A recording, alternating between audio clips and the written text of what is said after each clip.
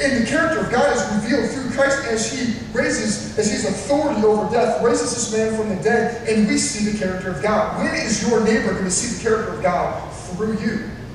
That happens through good theology.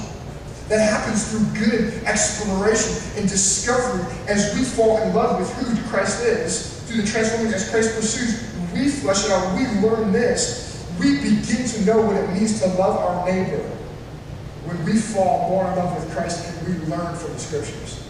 Can I ask you guys just a question? When you read the Scriptures, and just be honest with yourself, do you feel like you read it and the first question that you ask is, well, how does this apply to me? Is that, I would say that most of you, that's kind of how you read it. And that's why you get frustrated with Leviticus, right? You know, for some of you are like, is that even in the, it is, right?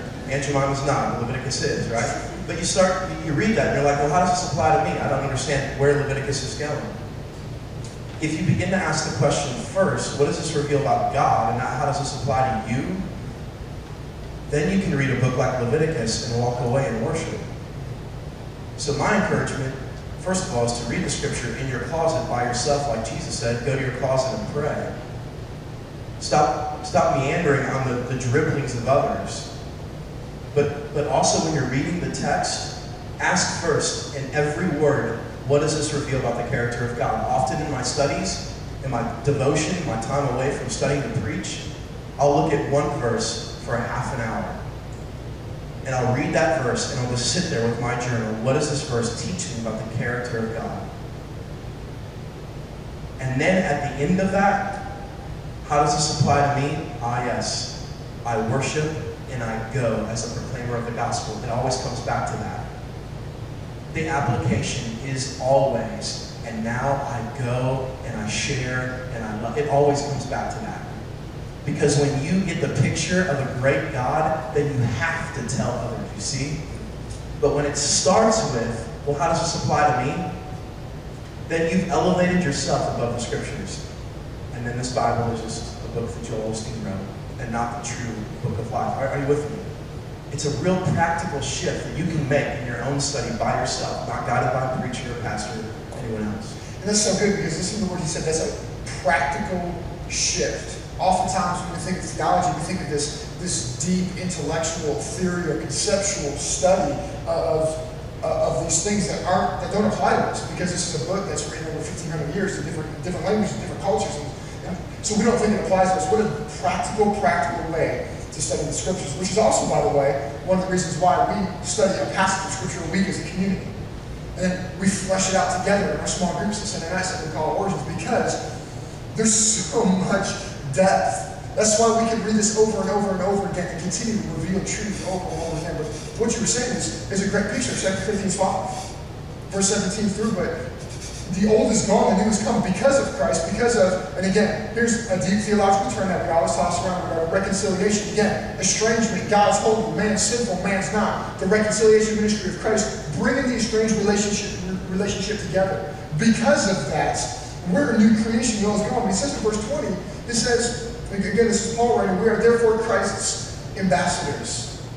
We become ambassadors for Christ when we understand theology, because it directly applies it. And it's practical. As God reveals His nature to me through the Scriptures, I worship, which is always the response. We see again, Luke 17, 10 lepers. The one comes back and immediately throws himself at the feet of Jesus. Mary throws herself at the feet of Jesus. The woman bleeding 12 years throws herself at the feet of Jesus. Over and over again, we see people who come into contact with Christ, who understand the gospel, throw themselves at the feet of Jesus. We become ambassadors when we find ourselves on our knees based on the theology that we learn as God reveals His character to us. And it says, we are therefore Christ's ambassadors, as though He were making His appeal through us. I think this is one of the most brilliant verses in all of Scripture.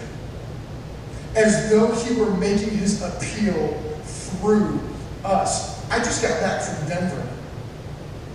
Gorgeous part of the country. We were on a boat. Some of you may have saw my Twitter. On a boat, over about, seeing the sunrise over, and I was reminded that nowhere in Scripture does it say that God is making that God is showing His character through the mountains, but He's saying instead, through your transformed life, you're now Christ's ambassadors, as if God were making His appeal through you. His appeal is transformed lives. Transformed lives isn't knowing all the right answers. Transformed lives is showing wrestling deep with the scriptures as God reveals himself through us. Which, by the way, again, just to connect last week with this week, Christianity is a communication activity. God communicating, revealing himself with man. Us, in turn, then communicating to humanity, to creation, who God is. If we're going to harness technology, we need to know theology. Otherwise, we're just passing on about theology. We're just passing on non-truth. That's why theology is so good. Let's you guys want to say one more thing? Yeah. But another question for you. What's your current defense as a believer? In other words, if I were to ask you, what did God reveal to you about his character today from the scripture? Would you have a current defense? 1 Peter 3 talks about having a current defense. And I fear that most of us are we're living off of the picture of God we got 5 years ago. Instead of today, this morning. In fact, let me tell you, an hour ago, here's what God showed me about his character. Listen, and for those of you guys that know me, you know this. I'm a firm believer that love first, discipline second, not discipline to love. But let me say this. If you're not in the Word as a believer, there is no way that you can have a current defense for the hope that you have to be this person that's used today for the gospel. You see, when you share with folks, it's like sharing something that stirred you a week ago. And that energy and that vision and that, it weans, it fades. But when God has revealed pieces of his character an hour ago, you understand the difference of the conversation. I'm tired of talking to Christians who just don't read the scriptures. I don't understand it. And I feel like even in my own context, I'm like, what can I do that can possibly shake my people enough so that they will just read their Bible? And what we've been doing in the last 6-8 months is just we keep talking about the character of God in the scriptures and not the discipline piece of it. And what we're finding is I'm having more and more conversations with folks who are coming up to me and saying, Mark, this morning, here's what God showed me about his character. This morning, today.